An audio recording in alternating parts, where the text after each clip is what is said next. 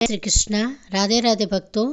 साल 2025 में मार्गशीर्ष मास के पूर्णिमा को लेकर बहुत ही संशय है।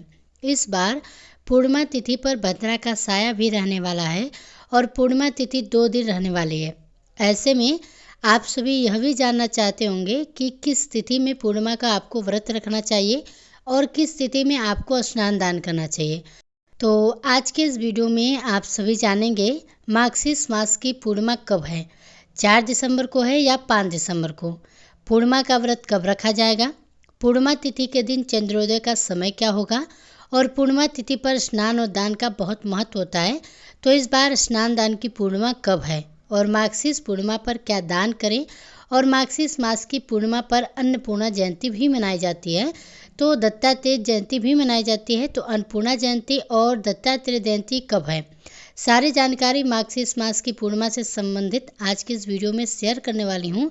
बहुत ही महत्वपूर्ण होने वाली है। आज के इस वीडियो को पूरा जरूर देख लीजिएगा। लेकिन आपसे निवेदन है कि वीडियो शुरू करने से पहले अगर आप मेरे चैनल पर पहली बार आए हैं तो चैनल को सब्सक्राइब करके कमेंट बॉक्स में पूरे श्रद्धा भक्ति भाव से जय श्री विष्णु जरूर लिखिए। देखिए, मार्गशीर्ष मास को हिंदू सनातन शास्त्रों में सबसे पवित्र महीना माना जाता है। ऐसा माना जाता है कि इसी महीने से सतयुग की शुरुआत हुई थी। यह तिथि इसलिए भी खास है क्योंकि इस दिन भगवान दत्तात्रेय जयंती के रूप में मनाई जाती है। मार्गशीर्ष पूर्णिमा को मोक्षदायिनी पूर्णिमा भी कहा गया है। इस दिन भगवान विष्णु और माता लक्ष्मी जी की पूजा करने से सभी मनोकामनाएं पूरी होती हैं।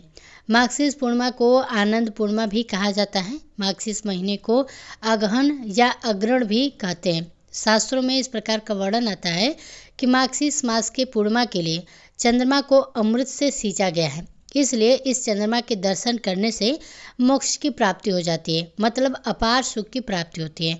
इसके अलावा ऐसा भी कहा जाता है कि इस दिन जो हम दान धर्म करते हैं, मतलब जो भी शुभ कर्म इस पूर्णिमा पर किया जाता है, उसका फल हमें 32 गुना होकर प्राप्त होता है। जैसे कि हर महीने की जो पूर्णमासी आती है, उस दिन अगर आप व्रत धारण करते हैं या फिर दान करते हैं या मंत्र जप इत्यादि करते हैं, तो उसका फल जितना प्राप्त होता है उससे 32 गुना अधिक फल प्राप्त होता है।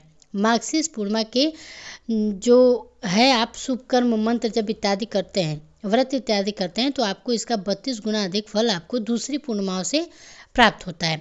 इसलिए इस पूर्णिमा को 32मासी पूर्णिमा भी कहते हैं या 32वीं भी पूर्णिमा कहा जाता है।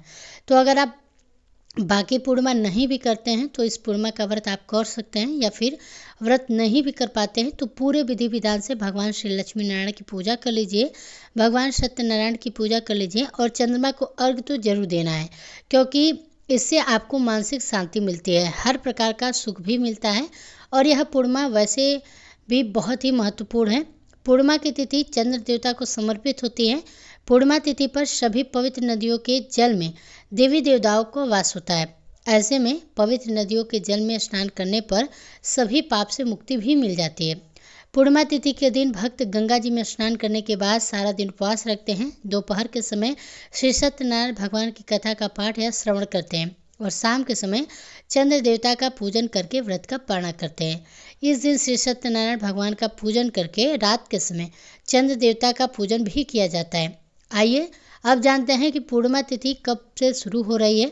तो देखिए, हिंदी कैलेंडर के अनुसार इस बार पूर्णिमा तिथि 4 दिसंबर गुरुवार को सुबह 8:38 से शुरू हो रही है और पूर्णिमा तिथि का जो समापन होगा वह अगले दिन 5 दिसंबर शुक्रवार को सुबह 4:43 पर हो जाएगा।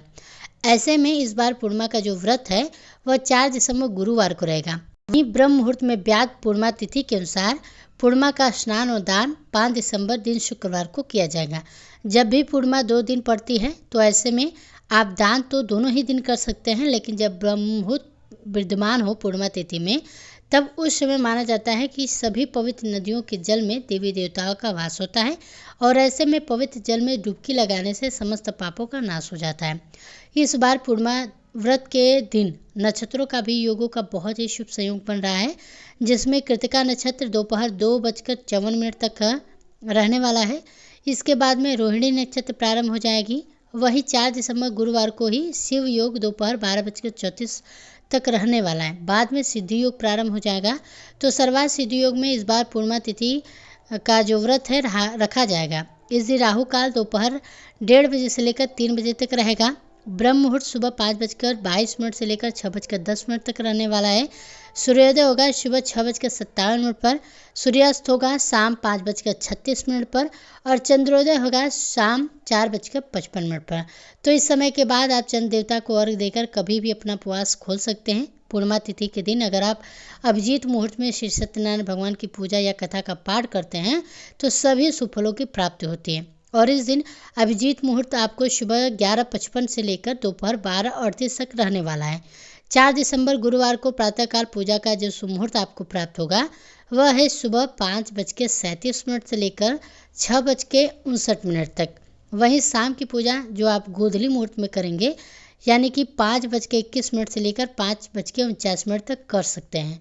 पूर्णिमा तिथि पर दीपदान भी किया जाता है जो कि आप शाम 6:45 तक कर सकते हैं। और गुरुवार के दिन भद्रा सुबह 8:37 से प्रारंभ हो जाएगी, यानी कि जिस समय से पूर्णिमा तिथि प्रारंभ होगी उसी समय से भद्रा काल भी लगेगा जो कि शाम 6:40 पर समाप्त होगा, क्योंकि इस बार भद्रा का वास स्वर्गलोक में रहेगा। और जब भी स्वर्गलोक में भद्रा का वास होता है तो पृथ्वी लोक किसी भी शुभ काम को करने की मनाही होती है, यानी कि भद्रा का अशुभ प्रभाव पृथ्वी लोक पर नहीं पड़ता है। जब भी भद्रा का वास मृत्यु लोक में यानी पृथ्वी लोक पर रहता है तभी भद्रा समस्त शुभ कार्यों के लिए अशुभ मानी जाती है। खास तौर पर पूजा पाठ संबंधित अगर आप इस दिन कोई भी कार्य करते हैं तो 5 दिसंबर दिन शुक्रवार को ब्रह्म मुहूर्त का समय रहेगा सुबह 5:22 से लेकर 6:10 तक।